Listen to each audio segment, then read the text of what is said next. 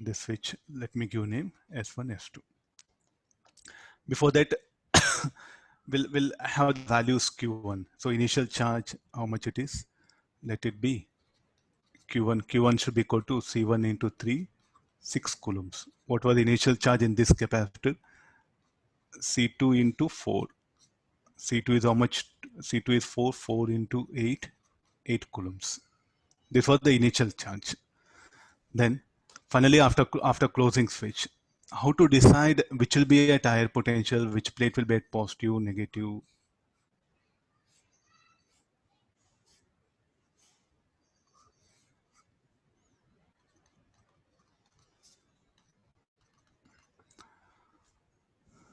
Which will be at higher potential, which will be at lower potential. I'm not sure about anything. I'll just blindly proceed. I'll assume that this will be plus Q1 minus Q1. Afterwards, what happens? I'll change the polarity.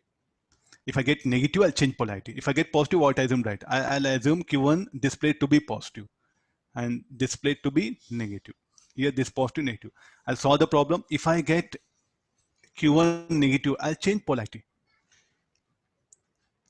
Okay, how many unknowns are there? Two unknowns, two equations we should write. So first writing the loop equation, Q1 by C1 plus Q1 by C1 minus Q2 by C2. The loop equation is like this. All set equal to 0. So Q1, C1 is 2. So Q2 equal to 2Q1. Is 4F, sir.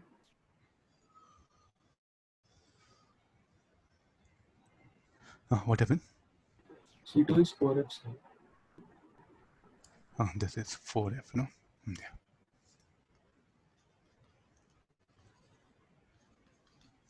Okay, we got the relation between charges. So let's go for conservation of charge. Sir, which plate you will take it?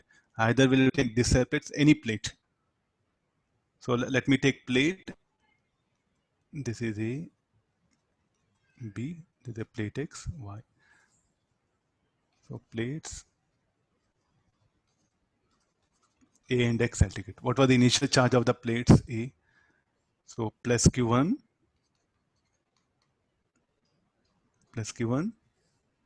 minus Q2. You look at the polarity, it's a negative, no? So this will be the initial charge, minus Q1 plus Q1. This will be Q2.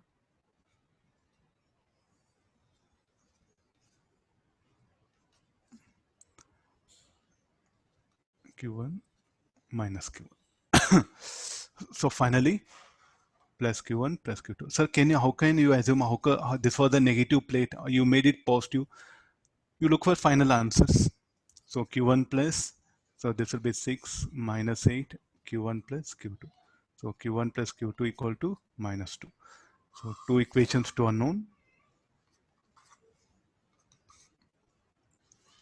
Substituting Q2 equal to Q1. So Q1 I'm getting is equal to minus 2 by 3. Solving 192.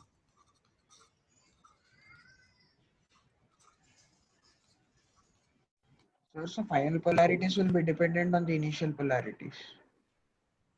No, it all depends upon the values. Don't say initial polarities, nothing. Just it depends upon the potentials and capacitance. So I got now Q2 equal to, let me substitute Q2 equal to Q1. So I'm getting, so even Q2 also I'm going to get negative. Now what is the conclusion?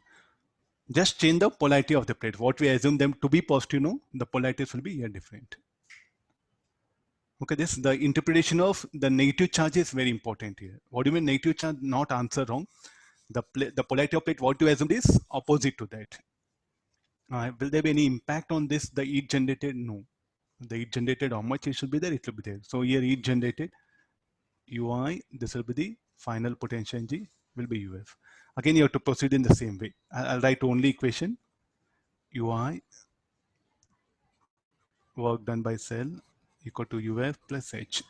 This will be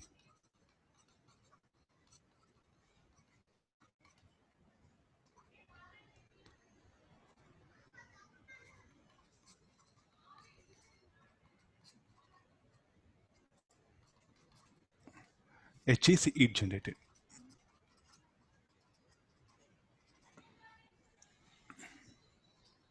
Now, sir, whenever there's a redistribution of charge, heat will be generated. 99% of circuits will be heat generated. There are a few circuits where I'll adjust in such a way that no heat generated. So not must be, but 99% of circuits, heat will be generated. There are some 1% of circuits I'll design in such a way that no heat will be generated, even though redistribution of charge occurs. So we can't generalize it. So not must be, you have to put again the maybe here. So only this, I think you can conclude such statements after working out numericals. There's no way theoretically you can drill anything here. Okay, here what happened? Both are charged, the polarity is connected in this way.